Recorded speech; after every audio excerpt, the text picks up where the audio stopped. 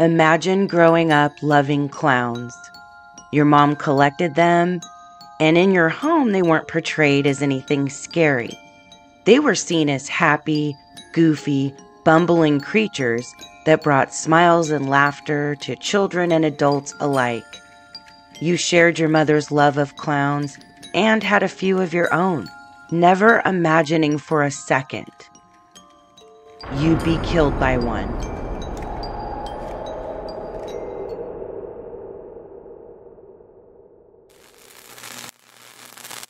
Tragically, and I must say ironically, that's exactly what happened to Marlene Warren. Marlene was living her dream life in Florida, a married mother of 2 with successful businesses, living in a beautiful home. Looking in from the outside, it seemed like Marlene had the perfect life, a life many would be envious of. But that all changed on May 26, 1990, when Marlene answered a knock at her door to what she thought was a friendly clown holding a basket of flowers and a bouquet of balloons. Her last words were, "Oh, how pretty," before she was brutally taken out by the clown. The sinister clown immediately fled the scene, and for 27 years, the killer's real identity was a mystery. Marlene's death by clown rocked the national headlines for years, and as investigators dug into Marlene and her husband's life, details would emerge that things weren't what they seemed from the outside in the Warrens' marriage. This riveting story has 27 years of twists and turns, and almost seems unbelievable when the truth of the killer clown's identity is finally revealed. Buckle up as we start from the beginning and journey through the details of this case and witness the killer clown being caught and brought before a judge almost 30 years later.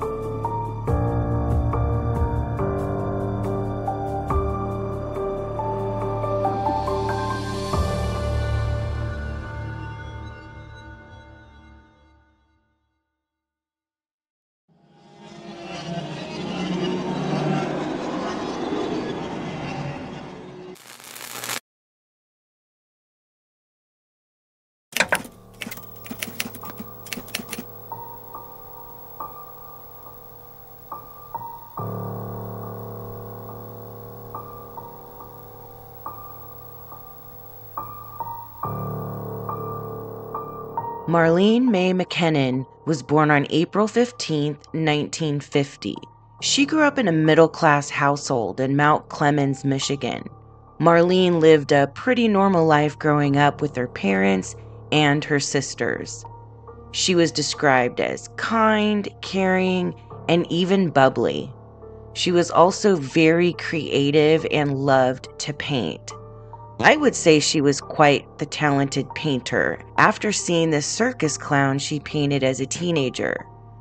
Marlene and her mother both had an affinity for circus clowns, which makes her tragic story even more mind-blowing.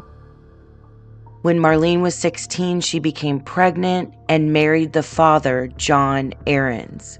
Marlene gave birth to her first son, John Jr., on April 1st, 1966. A couple of years later, the pair would have another son, Joseph. Marlene absolutely adored her sons and doted over them. But after Joseph's birth, her marriage to John Sr. fell apart, and Marlene soon found herself a very young, single mother. A couple of years later, Marlene was swept off her feet by Mike Warren, and the couple soon married in the early 70s.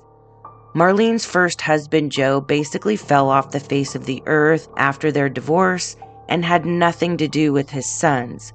So Mike stepped in and filled the role of dad to the boys, and they welcomed him with open arms. Marlene's youngest son, Joe, was only 3 years old when Mike and Marlene married, and describes Mike as the only father he ever knew. The blended family eventually relocated to the affluent Aero Club neighborhood of Wellington, Florida in 1980. The Aero Club neighborhood boasts itself as a private aeronautical community located in the village of Wellington, Florida. It features 240 custom-built homes on 1-acre lots, many with private hangars and a lighted and paved 4,000-foot runway. The Wellington community has its share of celebrity homeowners, such as Bruce Springsteen, Vanilla Ice, and Bill Gates, to name a few. If that gives you an idea of how affluent the blended family had become, they had literally stepped up to the upper echelons of society and were definitely living their best life. Marlene was very involved and well-loved in her community. She was also a fierce businesswoman. The couple had acquired many rental properties throughout their marriage, and Marlene managed them all. Mike owned and ran a car dealership called Bargain Motors, and all seemed to be going great for the blended family. That is, until tragedy struck the family in 1988. At 10:57 a.m. on September 23, 1988, Marlene's son, John Jr., who was 22 at the time, was tragically killed in a car accident. He was driving a 1983 Datsun on Fairgrounds Road and Salisbury Way and failed to stop at the intersection. He collided with another car and was killed instantly. The other driver was treated and released from the hospital.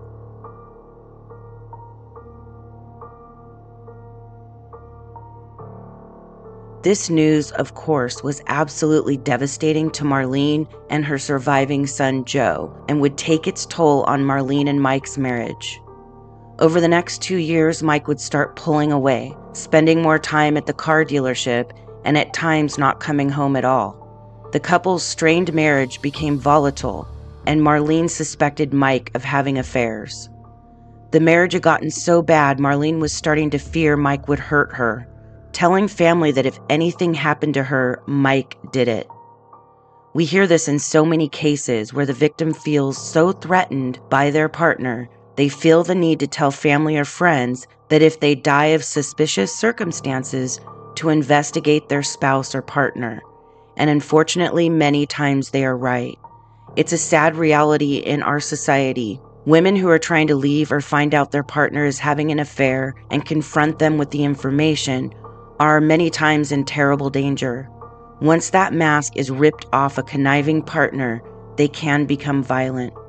In Marlene's case, she obviously feared her life was in danger, and unfortunately, she was spot on. On the morning of May 26, 1990, Marlene was making breakfast for her son Joe and his 3 friends. Joe was home recuperating from a broken leg, and his friends had stayed the night to keep him company and cheer him up. According to Joe, the morning was jovial. Everyone was laughing and having a good time. Sometime around 11 a.m., there was a knock on the door. Marlene scurried off to answer it and opened the door with a smile as she saw someone dressed up as a clown standing there, holding a basket of flowers and a bouquet of mylar balloons, one of them saying, "You're the greatest." Marlene assumed it was a get-well delivery for Joe since he was recovering from a broken leg. But as the world would soon find out, the delivery wasn't for Joe. It was for Marlene, and the delivery wasn't the flowers or balloons. It was a bullet to the face. Joe and his friends heard a loud pop from the kitchen, and Joe immediately ran to the door to find his mother on the ground, bleeding and struggling to breathe. Brazenly, the clown was still standing in the doorway, long enough for Joe to get a look at it. Then it turned and calmly walked to a white Chrysler LeBaron. The clown got in the car and drove away without haste, eerily, as if nothing had happened. Joe called 911 immediately and then jumped in Marlene's car and tried to chase after the clown, leaving his friends by Marlene's side. But the clown had too far of a head start and Joe was not able to catch up to it. When first responders arrived, they found Marlene lying in the doorway, critically injured, struggling to breathe, and they rushed her to the hospital. The basket of flowers and balloons were left behind, the words, "You're the greatest," on the balloon, cruelly mocking Marlene, who is now fighting for her life. Joe provided law enforcement with the best description he could of the clown. He described it as taller, maybe 6 feet, big brown eyes, an orange wig, red nose, and orange smile. He said it was skinny, with white gloves, and color everywhere except the shoes. The shoes were black. It was also assumed by Joe and law enforcement the clown was male. It seemed highly unlikely a female would heinously assassinate an innocent woman in her doorway in broad daylight. As police began investigating the scene, Joe raced to the hospital to be by his mother's side. A bullet had lodged in her spinal cord, and she was now on life support. Joe kept telling Marlene how much he loved her and begged her not to leave him. But 2 days later, Joe was informed there was no hope of recovery for Marlene and that he should let her go. Before pulling the plug, Joe told Marlene that he loved her very much and that they were going to get justice. Within a span of 2 years, Joe had lost his only brother and now witnessed the brutal murder of his mother. He said he knew his life was going to change and knew it was going to become hell because Marlene would no longer be there to help him.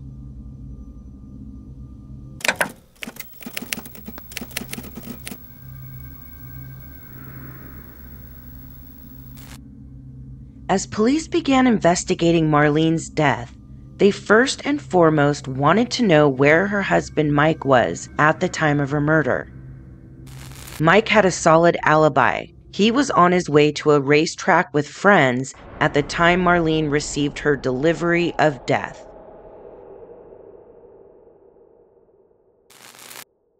Even though Mike may not have been the murderous clown, law enforcement was going to leave no stone unturned and began digging into Marlene and Mike's marriage and businesses to see if there was any connection. This was a targeted attack. Whoever was behind this knew Marlene and wanted her dead. Police came to find that Marlene managed all the rental properties the Warrens owned and thought maybe there was a disgruntled tenant who had a vendetta, but that was a dead end. Everyone police talked to had nothing but nice things to say about Marlene. They canvassed the neighborhood and found the same thing. Marlene was loved in her community, and not one person had a bad thing to say about her. As a matter of fact, police couldn't find anyone that may have had an issue or grievance with Marlene until they started looking into her marriage to Mike. Even though Mike had an alibi, police were suspicious of him. Marlene's mother and son Joe had both reported that Marlene told them if anything happened to her, Mike did it. So a paid hit was a possibility on their radar. They went to Bargain Motors and started interviewing Mike's employees and came to find out Mike was having an affair with Sheila Keen. Sheila was a female repo driver for Bargain Motors. Della Ward, who was a coworker of Sheila's, was interviewed by 48 Hours and stated that Sheila and Mike were definitely seeing each other. She said Mike had a lot of compassion, a lot of empathy, and people were just drawn to him, especially women. One of those women, she believed, was Sheila Keen. "I found her very nice, very bubbly. You knew the way she looked at Mike. You just knew she loved him. You could see it," Della said. Sheila Keen, who also had a reputation for toughness, was a repo woman, repossessing cars at Bargain Motors. Della stated to do repos, you have to have some kind of guts. Sheila told her that she kept a gun for her protection because people are crazy. When investigators initially interviewed Sheila, she told them she was out working at the time of Marlene's murder. She claimed that she was looking for repossession vehicles, but she was unable to provide any address that she went to so that police could follow up and confirm it. As for the affair, both Sheila and Mike told investigators they were just friends. But that's not what police learned when they talked to Sheila's neighbors. Shockingly, Sheila's neighbors in her apartment complex believed that Mike and Sheila were husband and wife. So Marlene was 100% right. Mike was carrying on with a coworker, and according to the investigation, Mike and Sheila weren't even really trying to hide it. Now, an affair isn't necessarily a motive for murder, but then again, it very commonly is when a spouse ends up dead. Police had their suspicions that Mike and Sheila may somehow be behind Marlene's death, but they needed more evidence. So they kept digging.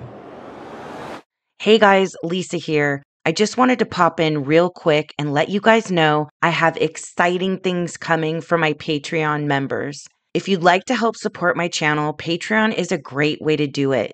The link is in the pinned comment on this video, in the description of this video, and in my channel description.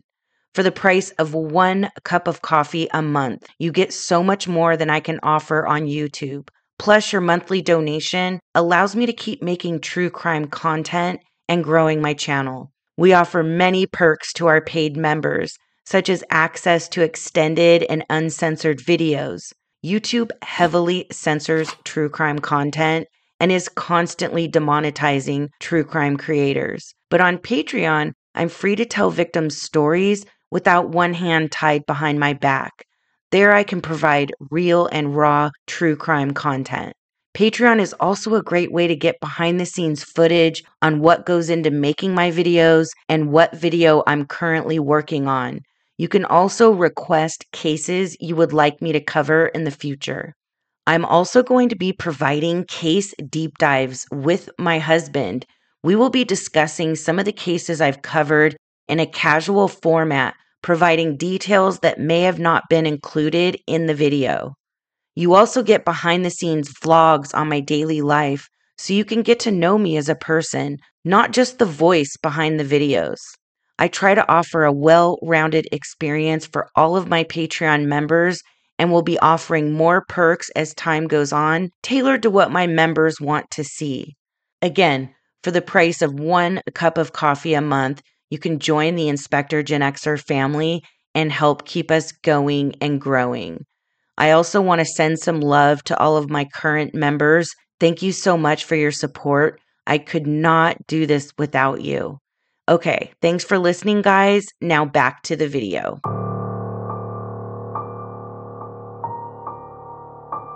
Police discovered Marlene had accused Mike of an affair and implicated Sheila as the mistress. Their marriage was imploding, but a divorce would leave Mike in serious financial trouble. See, all the Warrens' properties were in Marlene's name. I couldn't find any information as to why, but maybe Marlene had better credit. It could have been as simple as that. Either way, if Marlene preceded Mike in death, he would be entitled to 100% of their assets. If they were to divorce, he would be required to pay alimony, and Marlene would retain a good chunk of their assets. So Mike would definitely benefit financially from her death. At the same time, the investigators were looking into the Warrens' finances. They were also looking into places that recently sold clown costumes. As they interviewed employees of various businesses that sold these costumes, one employee had a story that stopped them in their tracks. 2 nights before Marlene's murder, this employee remembered a woman knocking at the door at closing time, stating she wanted to look at clown costumes. The employee asked her if she could come back tomorrow. The woman said no, she needed something right now. The employee told investigators the woman bought a clown suit, orange wig, makeup, and a red clown nose, and paid for it all in cash. Investigators asked the employee to describe the woman, and she said the woman was about 5'10" and had long brown hair with brown eyes. They later presented the employee of the costume shop with a photo lineup, including a photo of Sheila Keen. And you guessed it, she pointed to Sheila Keen's photo and identified her as the woman who purchased the clown costume. Investigators were also trying to track down where the balloons and flowers were purchased. They spoke with an employee from a local Publix supermarket who remembered a woman fitting Sheila's description who purchased a basket of flowers and a bouquet of balloons similar to the ones found at the scene. Things weren't looking up for Sheila at this point. She was working her way to being the top suspect in the case, and 4 days after Marlene's death, police would stumble upon another interesting piece of evidence. 8 miles from the scene of the crime, police found an abandoned white Chrysler LeBaron matching the description given by Marlene's son Joe as the car that the clown drove away in. Upon further investigation of the inside of the car, police found orange fibers, similar to the kind you would find in a clown wig, and they also found a human hair, similar to the color of Sheila's hair. Microscopic tests on the hair found it to be consistent with Keen's, but unfortunately back in 1990, technology wasn't what it is today. DNA was in its infancy, so there was no way to make a definitive match. The same day they found the car, police also obtained a warrant to search Sheila's apartment. They found similar orange fibers on clothing in her home, along with clown makeup and a receipt from the purchase of a clown costume. It's safe to say at this point, Sheila has landed herself as a top suspect in Marlene's murder. As police dug into her past, they found some interesting nuggets of information that paint a picture of who Sheila Keen really was. As evidence is mounting against Sheila Keen, I wanted to go back for a minute and talk about her past. I was lucky enough to find an article written by the Palm Beach Post 6 months after Marlene's murder, dated November of 1990. This article spills all the tea on Sheila. I can't even believe I stumbled across it in their archives. So at this point, it was public knowledge Sheila was a person of interest in the case. I think that's why the Palm Beach Post did their own deep dive on her.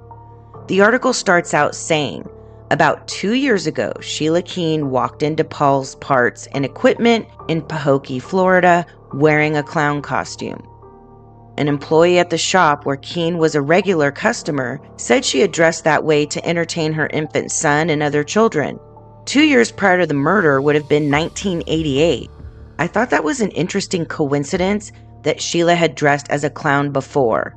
I also thought it was weird she went into a parts and equipment shop dressed that way. That's definitely not something you see every day, a clown shopping for equipment parts. The article goes on to say, the former Sheila Sheltra had wealthy tastes and a number of boyfriends before she married Richard Keen and entered the thorny business of repossessing cars. Richard and Sheila picked up the cars of people who missed payments for Michael Warren, Marlene's husband. Michael Warren owns a car dealership and rental car agency in West Palm Beach. Richard Keen told police in May his estranged wife and Michael Warren were having an affair. So Sheila was married as well, not just Mike, but it looks like her marriage was on the outs since her then husband Richard Keen referred to her as his estranged wife. Then the article rewinds back to her early years, which I found very interesting. It states that she grew up in a large, close-knit family and that as a teenager, she was more likely to have male friends rather than female friends and had many boyfriends. This is where things get spicy. Sheila's older cousin was dating Richard Keen when Sheila was a teenager. At that time, Richard Keen was in his mid-30s, and teenage Sheila literally wrecked their relationship. According to a friend of Richard Keen's interviewed by the Palm Beach Post, Sheila stole Richard from her cousin. So basically, Richard was in his mid-30s and started messing around with his girlfriend's teenage cousin, which destroyed their relationship, and went on to date underage Sheila. He sounds like a real winner, and Sheila gained her wings as a homewrecker as a teenager apparently. Wow. But wait, it gets even crazier. The article goes on to say Richard Keen grew up making headlines. He was a former director of the United Klan of America. You know, the horrible people that donned white hoods? It also said he helped organize the presidential campaign of George Wallace in Florida. While Richard and Sheila were dating, he got arrested in Georgia after a shootout with police and was sentenced to 10 years in prison. Apparently, he was dealing illegal substances as well. Sheila's parents were not happy about her relationship with Richard Keen, but knew there was little they could do about it. They described her as stubborn and headstrong. Richard only ended up serving 2 years of his 10-year sentence before he was paroled. Sheila stood by her man and stayed with him after he was released from prison.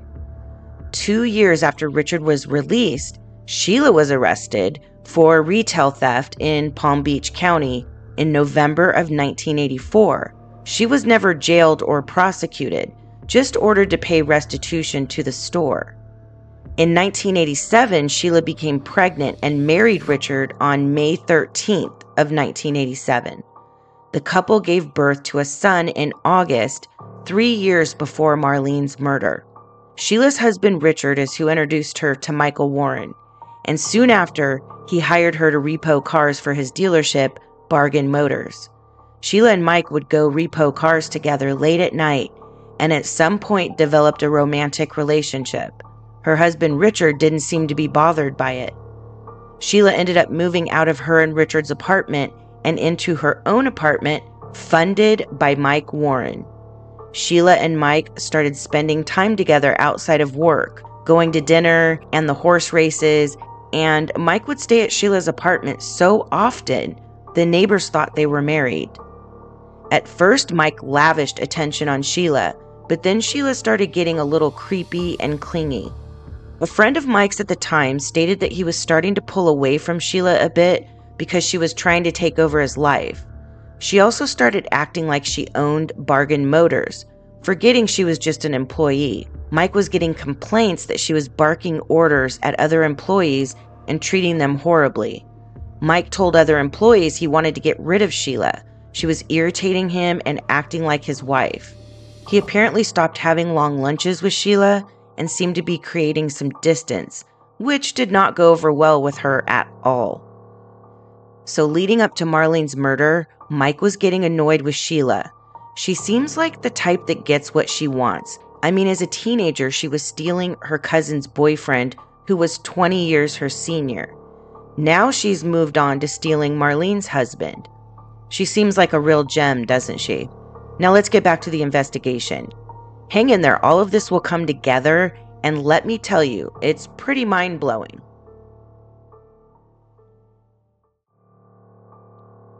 While law enforcement was looking into Mike's car dealership, Bargain Motors, they uncovered all kinds of fraud and ended up charging him with racketeering, insurance fraud, and odometer tampering. He ultimately was convicted on 43 counts of fraud and sent to prison for 9 years. After Mike went to prison, Marlene's son Joe said they became estranged. I'm sure Joe had his suspicions about Mike, especially after his mom told him if something happened to her, Mike did it. And then finding out Mike was having the affair with Sheila and guilty of pretty serious white-collar crimes. At this point, it's pretty clear Mike and Sheila are shady at best, not good people at all. So to recap, investigators have Sheila as their prime suspect in Marlene's murder. They've got the fibers from the clown wig, the makeup, her hair in the getaway car. She was identified buying a clown suit 2 days before the murder and identified buying the balloons and basket of flowers. She was also having an affair with the murder victim's husband, and law enforcement also learned the Chrysler LeBaron had been in Bargain Motors inventory. So the getaway car was linked back to Mike's car dealership, of which Sheila was an employee. In my opinion, that's quite a bit of evidence.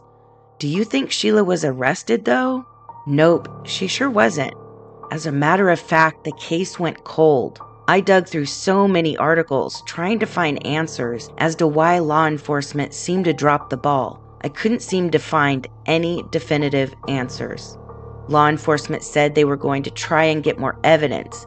They wanted to find the murder weapon, the clown suit, and the wig, and to this day they never have. But I bet they could have gotten a conviction against Sheila if they would have tried back in the 90s. But it's like they just stopped investigating and gave up. It's really frustrating and sad, especially for Marlene's son Joe. His entire life was ripped away from him that day. He lost his brother, and then 2 years later loses his mother, only to realize the only father he ever knew was a liar, a cheat, and a criminal. Joe has also stated in interviews he believes Sheila didn't act alone. He thinks Mike was behind his mother's murder as well. Now, while the investigation stalled and Mike was in prison, Sheila basically disappeared. Former Bargain Motors employees have stated they never heard from her again. It's like she dropped off the face of the earth. But poor Joe, Marlene's son, found himself struggling with depression, PTSD, and eventually addiction. He really went through it for a lot of years. I can't even imagine the pain he was feeling. And with no progression in his mother's case, he had no closure or healing. Time went on, and Mike eventually was released from prison. When he gained his newfound freedom, take a wild guess as to who he reconnected with. None other than the top suspect in his wife's murder, Sheila Keen. They picked up right where they left off, sans Marlene, and in 2002, they got married. Seems like mission accomplished, doesn't it? Mike and Sheila settled in Tennessee and even opened a pretty successful burger joint there called the Purple Cow. Sheila changed her name to Debbie and dyed her hair blonde, hoping her murderous past stayed behind her. They lived in a huge, beautiful home, thinking life was great. A few of the Purple Cow's former employees had some interesting things to say about Sheila. They said she was a horrible boss, that she was aggressive and mean, and that one night Sheila was drunk at the restaurant and confessed she killed Marlene, almost bragging about it. She even went so far as to say she dressed up like a clown to disguise herself during the murder. It's not clear if anyone ever reported Sheila's drunken confession, but it seems clear she was pretty confident she would never be caught if she's openly admitting it as if she's proud of what she had done. Sheila even went so far as to dress up like a clown one year at the restaurant for Halloween. Now that's demented. It's almost like she was mocking Marlene and law enforcement. And in my opinion, a man whose beloved wife was assassinated at the hands of someone who dressed up like a clown would be at least uncomfortable at the sight of a clown and would be mortified if his second wife dressed up like one for Halloween. I also think a wife who truly loved her husband, knowing his first wife was taken out by a clown, wouldn't even think about dressing like one for Halloween. But that's just me. Another thing I think is interesting about all of this is if quote-unquote rumors were floating around the restaurant that Sheila killed Marlene, wouldn't that get back to Mike? I would think Sheila's behavior would be suspicious and offensive to him. But see, I think Mike and Sheila were a team and planned the whole thing together. Even though Mike was annoyed with Sheila back then and thought she was getting too close, I think she was the perfect tool he could use to eliminate Marlene, thus cash in on 100% of the marital assets. I also think Mike and Sheila ending up together and marrying when she is the known #1 suspect in his wife's murder is pretty telling. It's not proof he was involved, but that is pretty brazen and not a good look. What Mike and Sheila didn't know was in 2014, a cold case unit started working Marlene's case. They had been re-interviewing witnesses and going over all of the evidence originally collected in the case. Through advancements in DNA technology, they were able to trace the hair found in the getaway car to Sheila Keen.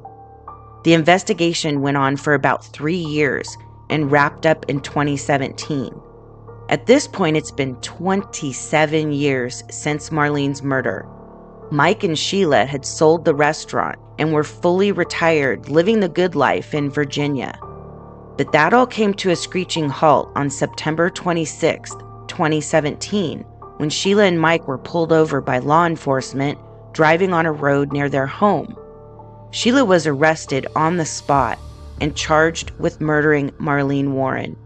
Sheila's first words after her arrest were, "Well, aren't you going to arrest him too?" pointing to Mike.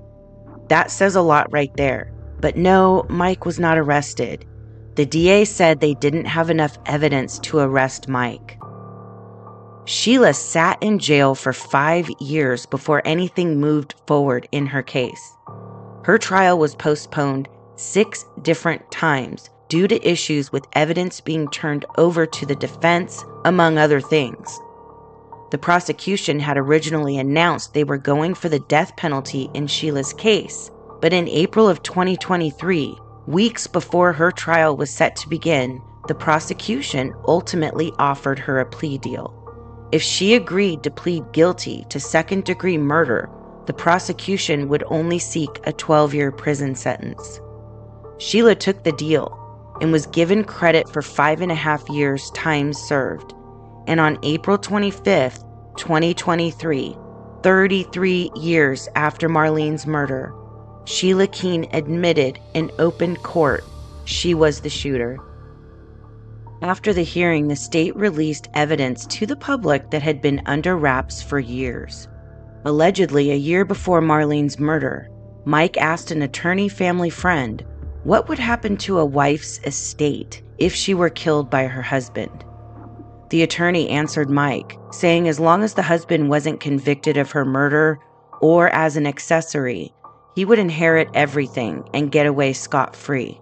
The attorney did think it was a strange question at the time, but didn't put much thought into it until Marlene was killed a year later.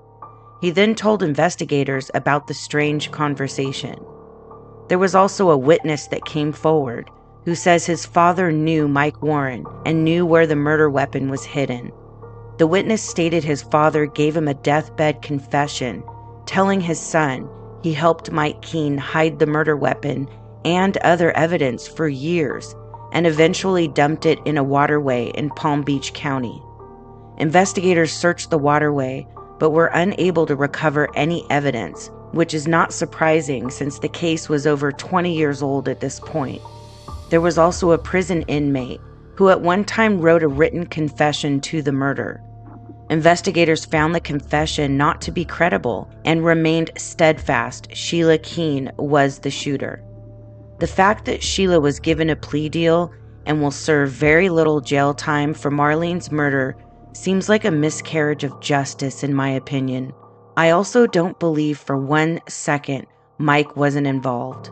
When Sheila said, "Aren't you going to arrest him too?" that statement really sealed the deal for me. The way this case ended left me feeling deflated and frustrated. Law enforcement really fumbled this one. They dropped the ball horribly, allowing so much time to pass that memories faded, witnesses died, and evidence degraded. What evidence they did have wasn't stored properly, and the chain of command was not followed correctly, leaving gaping holes for the defense. I think that's why the prosecution ultimately offered Sheila a plea deal and never held Mike accountable. It's really heartbreaking for Marlene and her son Joe. Joe agreed to the plea deal, wanting closure in his mother's case. All he had to say at Sheila's hearing was that he felt she had no remorse and may God be with her. What are your thoughts in this case? Do you think Sheila pulled the trigger or was someone else behind the clown suit? Do you think Mike was involved? Let me know in the comments.